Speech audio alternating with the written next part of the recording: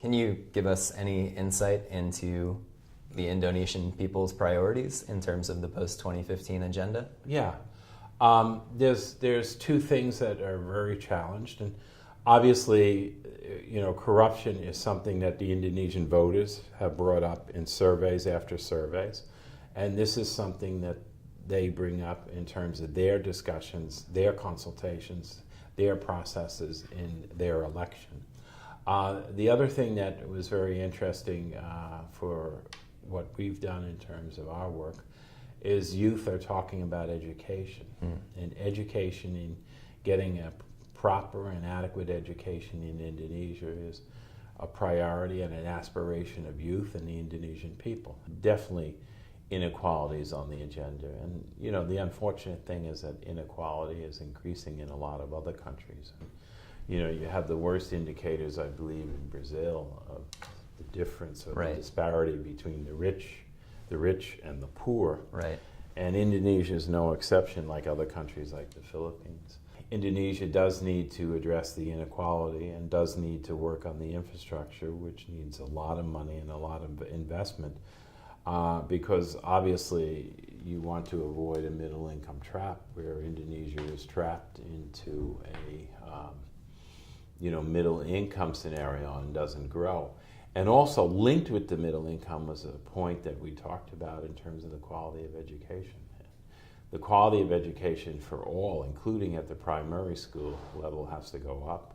We have to get more children to complete a 9th grade education, and we have to work on girls and keeping girls in school, which is something that is very, very important in terms of Indonesia working on those things to avoid the middle income trap. The other thing that for us that UNDP has been very active on is the maternal mortality rate, and we tried to reduce that as much as possible. The maternal mortality rate in Indonesia is way too high. It's 330 per 100,000, with a goal of 102 per 100,000, which is not going to be achieved. 55 women a day dying, giving life in Indonesia is too many for all of us. And the Indonesian government and UNDP, we work together in this partnership, developing the policy, developing an inventory of steps and procedures and ways and policy that we can address maternal mortality to reduce it going down the road. Right. It's a longer term development task, but I think it's very important for us to do that in terms of the health of women in Indonesia. I mean, what is the challenge behind improving those health indicators, given that the resources, are at least partially there? Yeah, there's a lot of challenges. There's training, appropriate training for midwives. There's access, especially in rural areas where women don't have access to referral hospitals.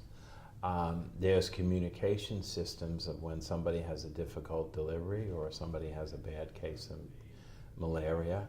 How do you communicate that so that they can get help? There's also the delivery of supplies and medical equipment to various centers, especially in the rural areas, which is very difficult.